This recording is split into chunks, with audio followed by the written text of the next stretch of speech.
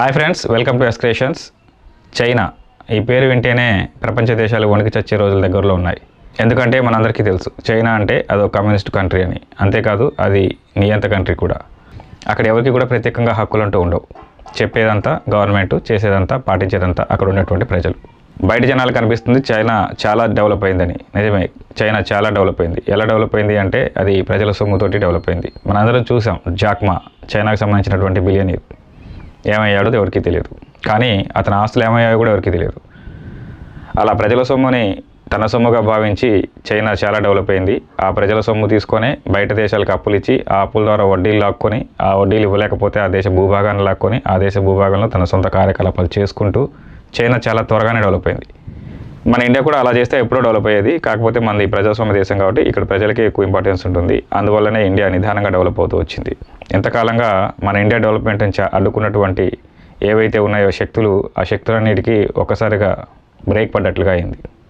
దానివల్లనే ప్రస్తుతం చైనాకి పోటీ ఇచ్చే స్థాయిలో ఇండియా ఉంది. ఒకప్పుడు అదే చైనా చేతిలో ఓటమి చూసి కొంత భూభాగాన్ని కూడా నష్టపోయినటువంటి భారత్ ఇప్పుడు మనందరం చూసాం. పాండమిక్ టైంలో ఎలా అయితే చైనాని ఎదిరించి ధీటుగా నిలబడి మన భూభాగాన్ని మనం కాపాడుకోగలిగాము.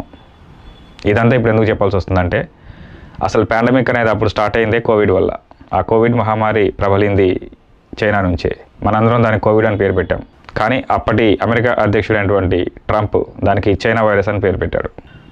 ఎందుకంటే అతను స్ట్రాంగ్గా నమ్ముతాడు ఆ వైరస్ చైనా నుంచి మాత్రమే వచ్చింది.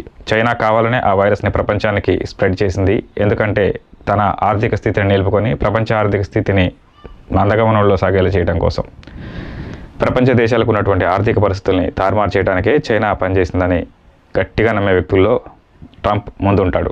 ఇప్పుడు ఇవన్నీ మనం ఎందుకు చెప్పుకుంటున్నామంటే ఆల్రెడీ ఇప్పుడు చైనాలో కొత్త వైరస్ భారీగా స్ప్రెడ్ అవుతుంది. అయితే చైనా గవర్నమెంట్ నుంచి దాని గురించి పూర్తి స్థాయి సమాచారం లేదు. జనాలు ఏమనుకుంటున్నారంటే ప్రపంచవ్యాప్తంగా చైనాని నమ్మకూడదు, చైనా ఇప్పుడు ఏదైతే వైరస్ ప్రబలిందో ఆ వైరస్కి సంబంధించిన విషయాలన్నింటినీ కోవిడ్ టైంలో లాగే చాలా గుట్టుగా ఉంచింది అని వరల్డ్ మీడియా అనుకుంటుంది. ఇప్పటికే చాలా వేల కేసులు గుర్తించబడ్డాయి. చైనాలో ఉన్నటువంటి అనేక హాస్పిటల్స్ కూడా నిండిపోయి ఉన్నాయి. అయినా కానీ ఈ విషయాన్ని ఇంకా బయటకు పక్కనేయకుండా చైనా చాలా సీక్రెట్గా మెయింటైన్ చేస్తుంది. సోషల్ మీడియా ద్వారా అక్కడి నుంచి వచ్చిన కొంత సమాచారం ఉండటంతో అది వరల్డ్ వైడ్గా స్ప్రెడ్ అయిపోయింది ఆ న్యూస్ అంతా. ఇంతకీ చైనాలో వచ్చినటువంటి ఆ కొత్త వైరస్ పేరేంటంటే HMPV, human metapneumovirus. ప్రపంచంలో ఉన్న అందరికీ తెలుసు. సోషల్ మీడియాకి కానీ లేకుంటే అక్కడ ఉన్నటువంటి మెయిన్ స్ట్రీమ్ మీడియాకి కానీ చైనాలో ఏ విధమైనటువంటి ఫ్రీడమ్ ఉండదు. అది ఎప్పుడు కూడా మీడియాని అదింపట్టి ఉంచుతుంది. కాబట్టి అక్కడ ఉన్న న్యూస్ అనేది బయటికి రావాలంటే చాలా కష్టం. అక్కడ ఉన్న న్యూస్ 1% బయటకు వచ్చింది అంటే అక్కడ దానికంటే ఒక 10 రెట్లు 20 రెట్లు ఎక్కువగా ఆ విషయం తీవ్ర స్థాయిలో ఉందని అర్థం చేసుకోవచ్చు.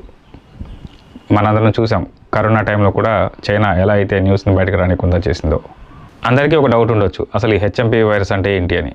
హెచ్ఎంపివి వైరస్ లక్షణాలు ఏంటి అని సింపుల్గా చెప్పాలంటే కోవిడ్లో ఎటువంటి లక్షణాలు అయితే ఉంటాయో దాదాపు అలాంటి లక్షణాలే ఈ హెచ్ఎంపివి వైరస్లో కూడా ఉన్నాయి.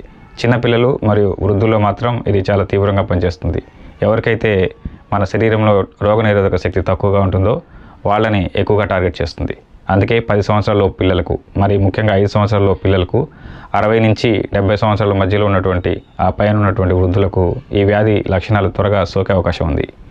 ఈ వ్యాధి లక్షణాలు జలుబు, దగ్గు, సేమ్ కోవిడ్లో ఎలా అయితే ఉన్నాయో అలాగే. గొంతులో మంట, జలుబు, ముక్కు కారటం, ఊపిరి పీల్చుకోలేకపోవటం, ఇలాంటి లక్షణాలన్నీ ఈ వ్యాధిలో మనం గమనించవచ్చు.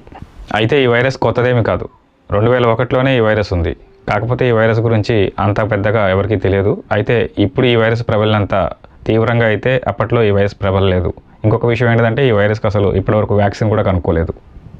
మన అదృష్టం ఏంటంటే చాలామంది కరోనాకి ఏదైతే వ్యాక్సిన్ వేసుకున్నారో బహుశా అదే పనిచేస్తుంది అని చెప్పేసి అనుకుంటున్నారు. ఇంకా దీన్ని డాక్టర్లు కూడా ధృవీకరించలేదు. కాకపోతే దీనికి కొన్ని లక్షణాలు చూస్తే కోవిడ్ లక్షణాలే ఉన్నాయి. కాబట్టి కోవిడ్కి పనిచేసినటువంటి వ్యాక్సిన్ ఆల్రెడీ వేయించుకున్న వాళ్ళు కొంచెం ధైర్యంగా ఉండొచ్చని అనుకుంటున్నారు. కానీ అందులో వాస్తవం లేదు.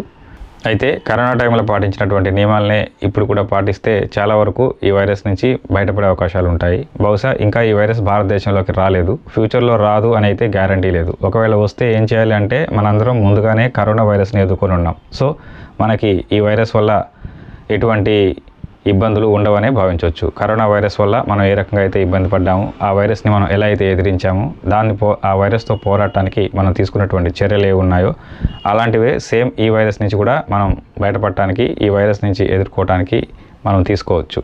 మన సొంతగా చేయాల్సిన పని ఏంటంటే మ్యాక్సిమం ఇప్పటికైతే వచ్చినటువంటి ముప్పు అయితే లేదు, కానీ చెప్పలేం ఏ టైంలో ఎలా అయినా జరగవచ్చు. కాబట్టి అందరూ దయచేసి గుర్తుంచుకోండి, మ్యాక్సిమం శానిటైజేషన్ మాస్కులు ప్రిపేర్ చేసుకొని ఉంచుకోండి. ఎందుకంటే ఒకప్పుడు చూసాం మనం, రూపాయికి 2 రూపాయలు దొరికే మాస్క్ కూడా 10 రూపాయలకి అమ్మారు. శానిటైజర్లు అయితే చాలా విచ్చలవిడిగా రేట్లు పెట్టమ్మారు. మళ్ళీ దీన్ని కూడా మన మెడికల్ మాఫియా ఒక మంచి అస్త్రంగా వాడుకునే అవకాశాలు ఉంటాయి. కాబట్టి ముందు జాగ్రత్త చర్యలుగా కొన్ని మాస్కులు, కొన్ని శానిటైజర్లు పెట్టుకుంటే మంచిది. అయితే ఆందోళన చెందాల్సినంత అవసరం అయితే ఏమీ లేదు. ఇది ఇంకా మన ఇండియాకి రాలేదు. కాకపోతే భవిష్యత్తులో వస్తే ఎలా ఉండాలో మనందరం ముందుగానే సిద్ధమై ఉంటాం మంచిది. ఈ వీడియో మీకు నచ్చినట్లయితే లైక్ చేయండి, షేర్ చేయండి. Thank you.